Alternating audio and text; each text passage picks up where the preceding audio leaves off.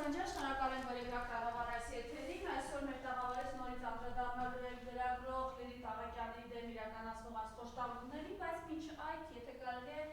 խնդրեմ ես արդյոք կապված ձեր մեկնաբանությունը տակ, Աննա Հակոբյանը այլևս իրեն քննադատողներին անվանում է ոչին, մեկը գրել էր ամուսինդ համբալ է ասում, հիմա որն ենք ասում եւ համբալ եւ ոչին, տգետներ, տխմարներ, խնդրեմ, ինչ ունեք ասելու, ինչու է Աննա Հակոբյանը այսպիսի արշավ սկսել։ Գիտեք, չի բացառվում, որ այս արշավը նպատակ ունի ինչ-որ մի կարևոր իրադարձություններից կամ որոշումներից շեղելու, բայց դա հաշվի առնելով, այսինքն այդ նաև ունենալով որպես հաշվառում այդ փաստը, բայց ես պետք է անդրադառնամ, եթե մարդը նման բառապաշարով հանդես է գալիս, ապա դա խոսում է իր թուլության մասին եւ խոսում է ինչ-որ տագնապային վիճակի մասին, որովհետեւ մարդը դիմում է նման բառապաշարի եւ ինչ-որ մարդկանց փորձում է պիտակավորել, դա խոսում է իր հենց տագնապային վիճակի մասին։ Կարծում եմ դա է հիմնական խնդիրը, որ նա այդպիսի բառերով ինչ-որ փորձում է հայտարարություններ անել կամ հանդես գալ։ Տեսեք, իր մոտ կարող է նաև մի պահ հոգեբանական ինչ-որ կատաղություն է առաջացել, այդ հոգեբանական կատաղությունը, եթե կենդանիների մոտ մեկ այլ ձև է դրսևորվում, իր մոտ դրսևորվել է այդպիսի բառապաշար օգտագործելով եւ մարդկանց պիտակավորելով։ Եթե այս մարդը որոշել է այդպես հանդես գալ, ապա դրա լավագույն գնահատականը կարող են տալ իհարկե հոգեբանները։ Ես այդպես եմ կարծում։ Լավ չի վիճակը։ Հոգեբանները թող գնահատական տան, եթե պետք է նաև հավանաբար թող օգնություն նույնպես ցուցաբերեն տվյալ անձնավորությանը, որովհետև արդեն եթե նա սկսել է այդպիսի բառապաշարով հանդես գալ, ապա դա խորանալու միտում նաև ունի։ Հիմա անդրադարձ կատարեմ Լիլիթ Աղեկյանի իրավունքներին, հա, ասեք։ Մտավախություն չունի, որ բունկերի թեմաները, որ մասին է իր ամուսինները խոսել, առաջ կգան, բարձրաձայնվեն այդ ամեն ինչը։ Մի հատ նորից կարող է։ Աննա Հակոբյանը մտավախություն չունի, որ բունկերի թեման առաջ կգա նորից, բարձրաձայնվեն, թե ինչ։ Դե միանշանակ, տեսեք, ոչ մի քննություն այդ ուղղությամբ չի իրականացվել։ Այսինքն մենք որոշ վարույթների հետ ծանոթ ենք, որոշ վարույթներ գտնվում են դեռ դատական, այսինքն քննության փուլում, բայց ինչ է տեղի ունեցել այդ 44-օրյա պատերազմի ժամանակ եւ նա չլինելով զինվորական, նաեւ չլինելով պետական պաշտոնյա զինվորականների շրջանում մուտք է գործել գաղտնի մաս եւ որ ըստ որոշ տվյալների նաեւ այնտեղ որոշ դերակատարություն է ունեցել եւ այդ որոշ դերակատարությունը ոմանց հայտարարությամբ բավականին մեծ է եղել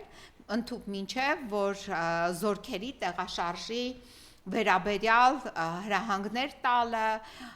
տեղեկություններ տրամադրելը, դուրս բերելը, այսինքն սա ինչ է նշանակում, որ մենք խնդիր ունենք այս ուղղությամբ։ Իհարկե, այդտեղ գտնվելը եւ գործողությունները իրականացնելը, միայն գտնվելը արդեն հերիք է,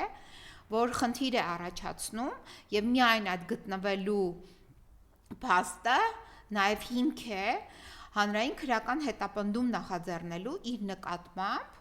եւ մեղադրանք առաջադրելու եւ նրա նկատմամբ ընդհուպ միջև կալանավորման որոշում կայացնելու, տեղափոխելու Աբովյան քրակատարողական հիմնարկ, Աբովյան քրակատարողական հիմնարկում այն շատ կարևոր տիկին կար, որ տեսակ այն օրը ոնց էր խախտում Լիլիթ Աղեկյանի իրավաբանական օգնություն ստանալու իրավունքը, կհանդիպի տիկին Հեղինե Մարտիրոսյանին, այնտեղ Հեղինե Մարտիրոսյանը, ես չգիտեմ իրեն ոնց կդիմավորի, ինչ պայմաններ կառաջարկի,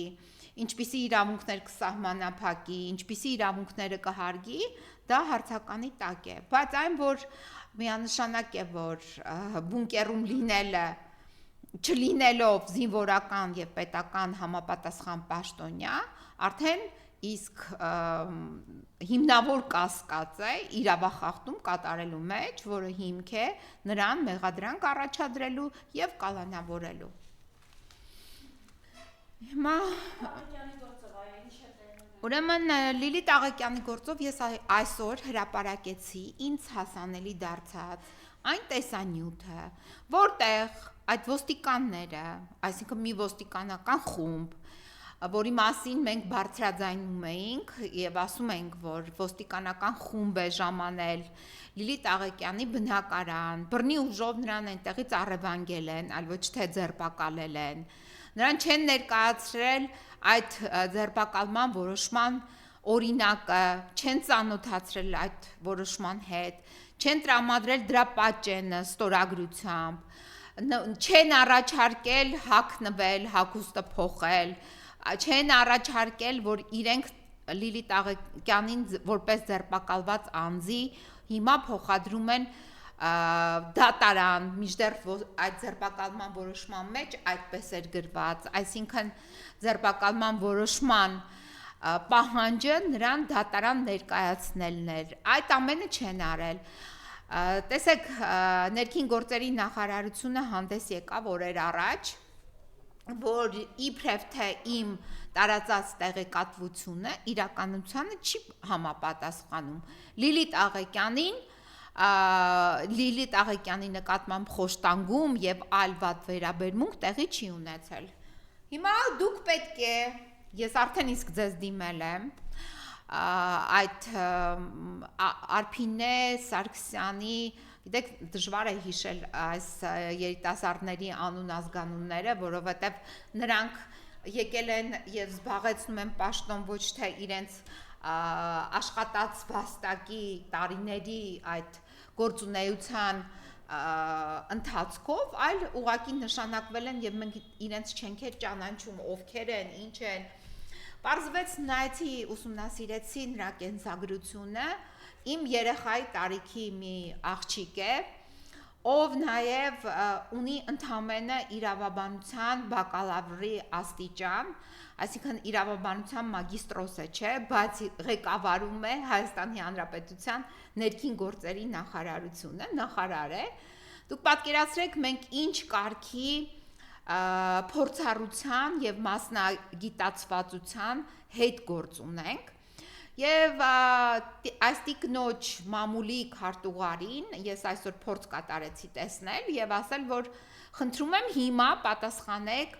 այն տեսաձայնագրությանը, որը ես եմ հրապարակել եւ որը ուղղակի պատմում է ինչ է եղել Տիկին Աղակյանի հետ, երբ ոստիկանները եկել են նրա բնակարան։ Ուրեմն այդ տեսաձայնագրության մեջ երկու ոստիկան է գալիս, թակում է դուռը, ասում են Լիլիթ ջան, բացի դու մեզ նոր ես ճանաչում, դու ինձ նոր ես ճանաչում, բացի քո բողոքների հետ կապված, թիվ 32 դպրոցի հետ կապված քո բողոքների, մի փաստաթուղթ կա բաց, որ ստորագրությամբ քեզ պետք է հանձնենք։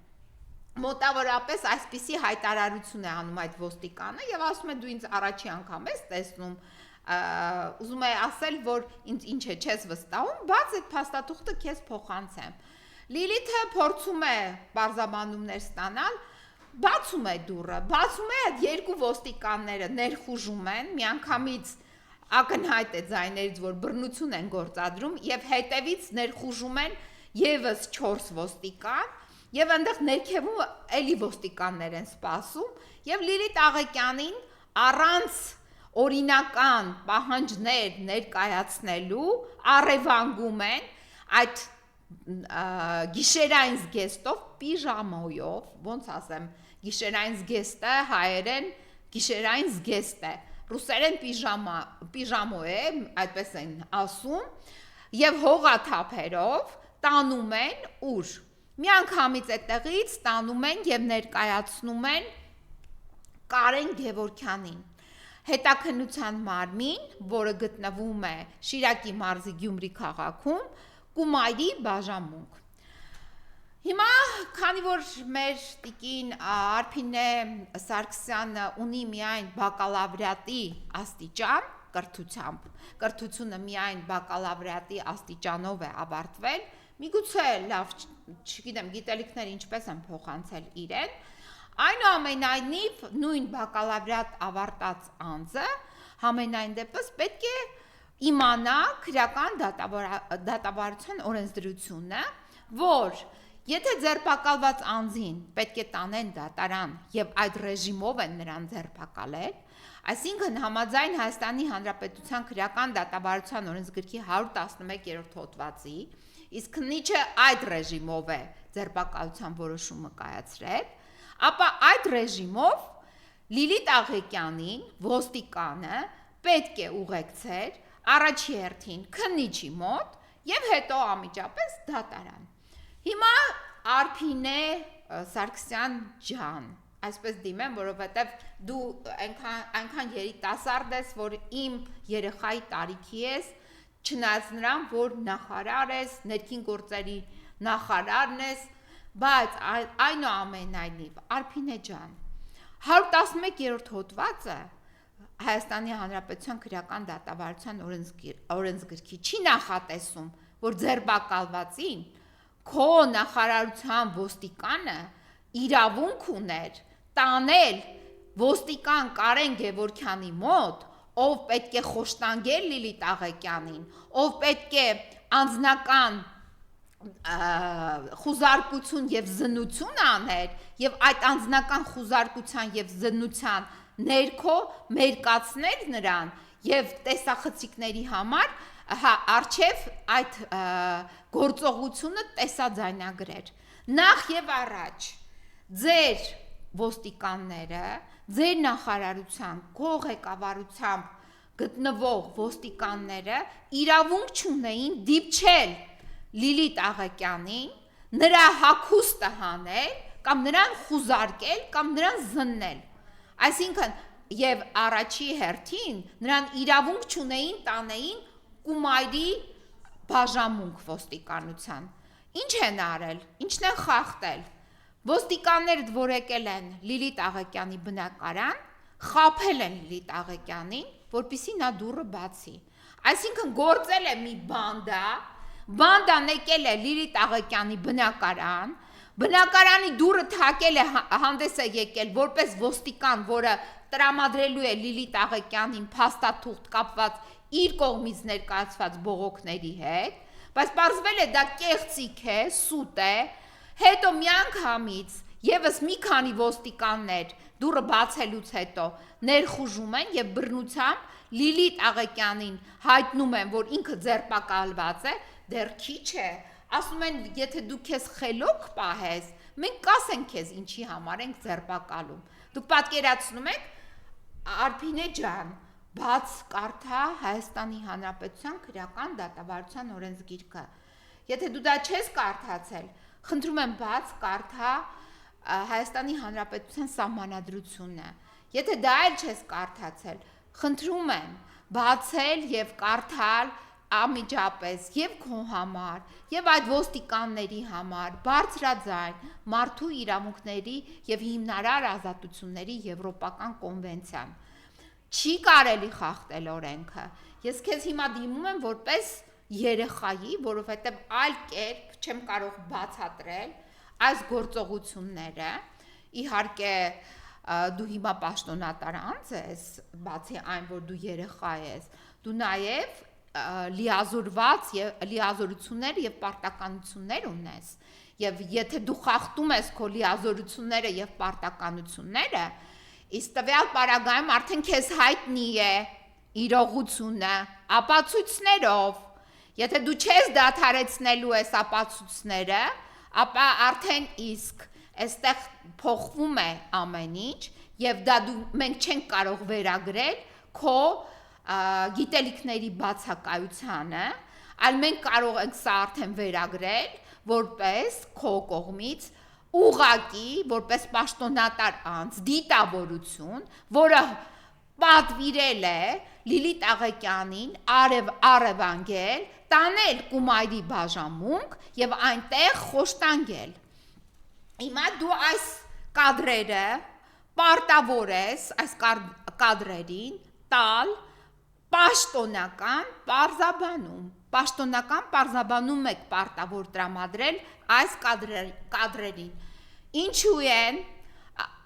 մայիսի 8-ին երեկոյան ժամը 6:20-ից մինչև 25-ի սահմանում մի խումբ ոստիկաններ գնացել Լիլիթ Աղեկյանի բնակարան, Լիլիթ Աղեկյանին բռնությամբ իր բնակարանից առևանգել եւ հետագայում նաեւ տարել գումարի բաժանմունք եւ խոշտանգել։ Այս հարցերի պարզաբանումը, որովհետեւ դուք պարտավոր եք պաշտոնապես արձագանքել այս տեսաձայնագրությանը։ Իդեպ այս տեսաձայնագրությունը եւ կից նամակները ուղարկվել են բազմաթիվ միջազգային կազմակերպությունների պաշտոնյաներին։ Այսինքն ձեր կողմից ղեկավարված կառույցը, այդ թվում նաև միջազգային լրագրողական կազմակերպություններին, որոնք որ պաշտպանում են լրագրողների իրավունքները։ Դուք այս ձեր աշխատակիցներով ուղղակի արդեն իսկ հանրահայտ եք դարձել ամբողջ աշխարհին եւ պետք է դրա համար պատասխանատվություն կրեք։ Հիմա պետք է պաշտոնապես պարզաբանեք ինչու է սա տեղի ունեցել եւ ինչպես պետք է հատուցեք Լիլիթ Աղեկյանի պատճառած վնասները, նրա մայրիկին պատճառված վնասը, նրա մայրիկի ձեռքը ոստիկանը վնասել է եւ ձեռքը ստացել է սալջարդ։ Ինչու են վնասել, որովհետև Լիլիթ Աղեկյանի եւ մայրիկի հեռախոսը ոստիկանները խլել են նրա ձեռքից, քանի որ այդ հեռախոսով կարող էին նկարել այն ոստիկանների դեմքերը եւ գործողությունները, ովքեր թույլ էին տվել ապօրինություններ։ Ձեր կողմից այդ ձեր կումարի բաժանմունքում կազմվել են փաստաթղթեր։ Երկու փաստաթուղթ է կազմվել ձերբակալության արձանագրության եւ Լիլիթ Աղեկյանին անձնական խուզարկության ենթարկելու վերաբերյալ։ Այդ երկու փաստաթղթերի մեջ ընդամենը մեկ ոստիկանի անուն ազգանունն է եւ ստորագրությունը։ Իսկ այս տեսաձայնագրության մեջ, որը ես հրապարակել եմ եւ որի մասին դուք պարտավոր եք պարզաբանում տրամադրել, ես չգիտեմ, այդտեղ Լիաննա Խաչատրյան ոստիկանը կա թե չկա,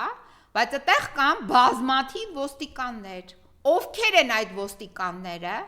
եւ եթե այդ ոստիկանները կատարում էին հետաքննության մարմնի վրա դրված որևէ պարտականություն, եւ այդ պարտականությունը օրինական էր, ապա դրանց անունները ինչու չկան այն փաստաթղթերում, որը իմ ձեռքի տակ են։ Այս փաստաթղթերում արձանագրություն ձերբակալության մասին արկա է մի գրառում, որը վերաբերում է Լիաննա Խաչատրյանին։ Այս տիկին Լիաննա Խաչատրյանը, ես չգիտեմ, այդ ներխուժած ոստիկանների մեջ կա թե չկա, եթե կա, շատ վատ է, իսկ եթե չկա, ապա ովքեր են այդ բոլոր ոստիկանները, ովքեր ներխուժել են եւ բռնությամբ առևանգել են Լիլիթ Աղեկյանին եւ տեղափոխել են Կումայրի բաժին։ Հաջորդը այս անձնական զննություն արձանագրության մեջ, որը կատարվել է 7:30-ից մինչև 7:20-ից մինչև 7:32, համենայն դեպս այդպես է գրված, նույնպես արկա է Լիաննա Խաչատրյան անուն ազգանուն եւ ստորագրություն։ Կբացատրեք, որ 6:25 Լիլիթ Աղեկյանին, դա տեսաձայնագրության մեջ հստակ նշված է։ Տեսաձայնագրությունը օրիգինալ է։ Տեսաձայնագրությունը հրապարակված է։ Ապրիլի 8-ին երեկոյան ժամը 18:25-ից հետո, եթե գնում էին ձերբակալվածին տանում էին Կումայրի բաժին, ուղիղ 1 ժամ մինչև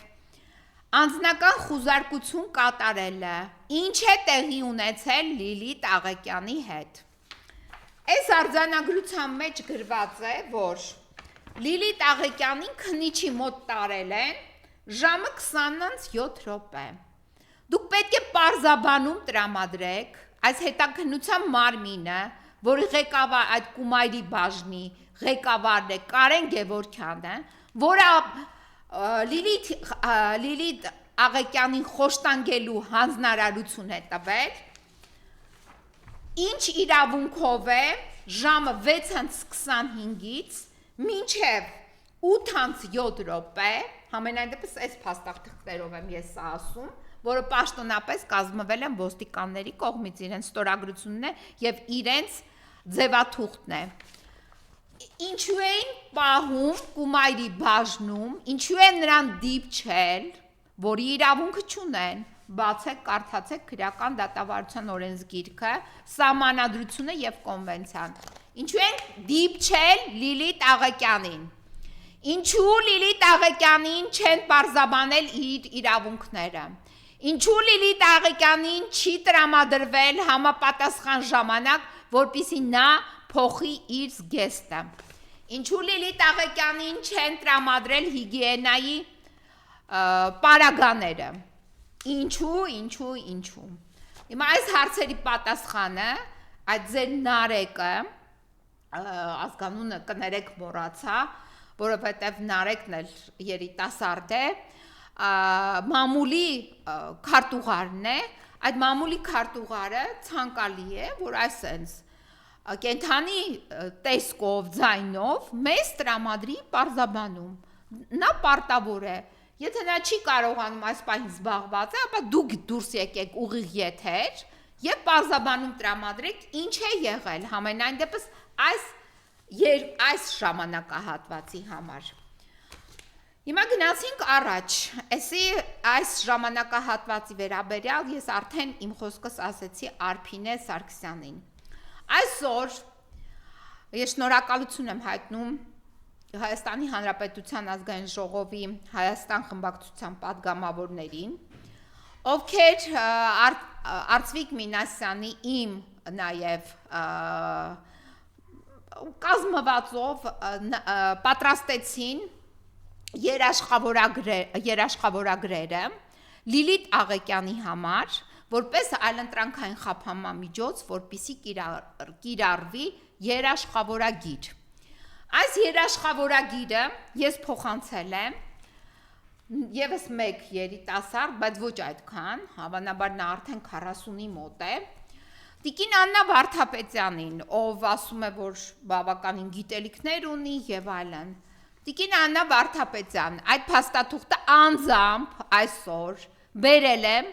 եւ դրել եմ ձեր այն արկղի մեջ, որտեղ դուք ընդունում եք քաղաքացիների դիմումները։ Դա դիմում է ձեզ երաշխավորագիր ազգային ժողովի 6 падգամավորներից Հայաստան խմբակցությունից։ Այդ падգամավորները իրենց երաշխավորությամբ հայտնում են ձեզ, որ նրանք երաշխավորելու են Լիլիթ Աղեկյանի օրենքով նախատեսված վարքագիծը եւ բարույթ իրականացնելու համար անհրաժեշտ բոլոր պայմանները։ Դուք արդեն այդ փաստաթուղթը ունեք, մի քանի ժամ է։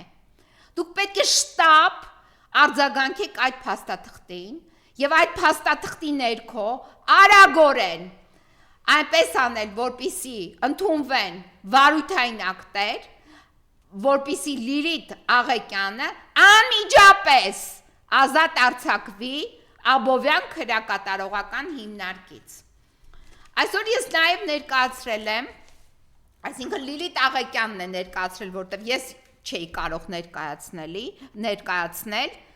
նրա ստորագրությամբ այսօր վերաքննիչ դատարան է մուտքագրվել նրա կալանքի դեմ բողոքը, որով պահանջ ենք ներկայացրել վերաքննիչ դատարանին, բողոքը իդեպ 30 էջ է, 30 էջ խախտումներ եմ հայտնաբերել, դուք պատկերացնում եք, մեկ ամսով կալանավորելու համար, նրանք թույլ են տվել այնքան բազմաթիվ խախտումներ, այնքան կոնվենցիոն կոնվենցիայի այնքան խախտումներ հոդվածների, որ ստիպված եմ եղել 30 էջ բողոք գրել, դեռ այս բողոքը կարելի է դարձնել 100 էջ։ Եվ հավանաբար այս բողոքը իհարկե կգնա մարդու իրավունքների եվրոպական դատարան,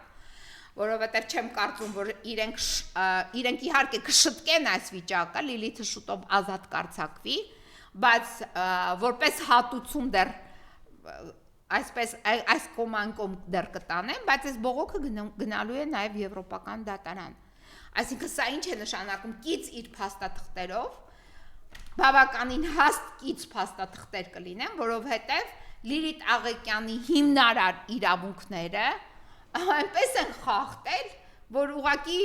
չգիտեմ, այսպիսի խախտումների մասին, երբ ես երիտասարդ էի 25-26 տարեկան էի, նոր էի դարձել փաստաբան, եւ այդ ժամանակ, այսինքն 90-ականների վերջերին էին հանդիպում այս տիպի խախտումները, որը այսօր թույլ է տվել ոստիկանությունը եւ քննչական մարմինները Հայաստանի Հանրապետության։ Այսօր ես նաեւ ներկայացրել եմ հաղորդում հանցանքների մասին, որոնք առերևույթ տեղի են ունեցել ում կողմից։ Հիմա պետք է թվարկեմ։ Ուրեմն Արտուր Պողոսյան, քննչական կոմիտեի նախագահ, այո, մարզի դատախազ, Շիրակի մարզի դատախազ Չիչոյան, այն դատախազը, ով ստորագրել է, նրա անունն էլ չգիտեմ, որովհետև միայն առաջի տառն է գրված, այդ դատախազը, ով որոշում է կայացրել, հանրային քրեական հետապնդում նախաձեռնել Լիլիթ Աղեկյանի նկատմամբ, քննիչ Միքայել Ավետիսյան, Հեղինե Մարտիրոսյան,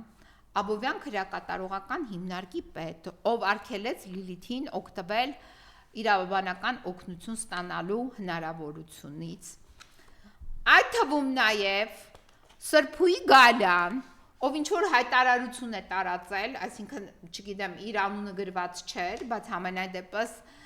սոցիալական ցանցում, Facebook-յան, պաշտոնական էջում արդարադատության նախարարության գրված էր, որ իրենք առաջնորդվում են քրեական դատավարության օրենսգրքով եւ ձերբակալվածների եւ կալանավորվածների մասին օրենքով։ Պատկերացնում եք, այս մարդիկ այնքան հետ են ընկել կյանքից, որ չգիտեմ, որ կա մարդու իրավունքների եվրոպական դատարանի դատական ակտ, վճիռ, Շիրխանյանն ընդդեմ Հայաստանի Հանրապետության, որտեղ հստակ գրված է, որ կոնվենցիայի 34 հոդվածի խախտում դուք իրավունք չունեք թույլ տալ, եթե դուք առաջնորդվում եք այդ ձեր հետամնաց օրենքներով։ Դուք պետք է առաջնորդվեք կոնվենցիայով, որովհետև դուք որպես բարձր պայմանավորված կողմի կառավարություն ստանձնել եք այդ պարտականությունները։ Այս մարդիկ չգիտեն, ասում են մենք այս օրենքներով, իրանց օրենքները ունեն։ Դուք ձեր օրենքները չեք կարող ունենալ, որովհետև ձեր օրենքները ձեր տունը կարող եք դուք գործածել։ Իսկ սա ըստ բարձր պայմանավորվող կողմերի կոնվենցիոն տարածք է, որտեղ տարածվում է կոնվենցիայի դրույթները։ Հիմա դրանից հետո գալիս են այս ոստիկանները, Կարեն Գևորգյան, եւս այդ 6 ոստիկանը, եւ նաեւ բոլոր նրանք, ովքեր կհովանավորեն այս ոստիկաններին։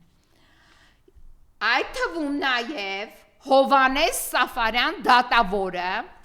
ով կայացրել է դատական ակտ, այս դատական ակտը, որ կայացրել է Հովանես Սաֆարյան,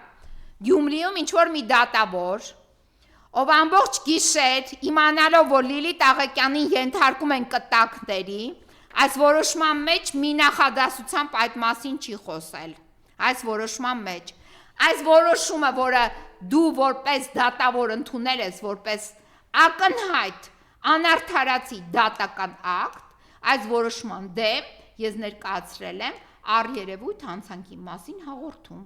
Դուք նույնպես պատասխանատվության եք կանչվելու, որովհետև ձեր պատճառով Լիլիթ Աղեկյանը շարունակել է գտնվել կտանքների մեջ։ Դուք ձեր այս գործողությամբ դուք պարտավոր էիք նույնպես հարգել Հայաստանի Հանրապետության քրեական դատավարության օրենսգրքի 111-րդ հոդվածը եւ 12 ժամ անց արդեն իսկ, որ ձերբակալված է Լիլիթ Աղեկյանը, Լիլիթին բաց թողնեիք, որովհետև ամբողջ process-ը ձեզ Լիլիթ Աղեկյանը հանդիպել է 18 ժամ հետո ձերբակալությունից։ Դուք այդ ժամերը անգիր գիտեք։ Լիլիթ Աղեկյանին վերցրել են արգելանքի տակ ժամը 18:25-ին մայիսի 8-ին։ Իսկ ձեզ են ներկայացրել, դուք իան տեսել եք, մայիսի 9-ին ժամը 12:10։ Հետևաբար ձեր այս դատական ակտը նույնպես մեր կողմից դիտարկվում է որպես ակնհայտ անարդարացի դատական ակտ։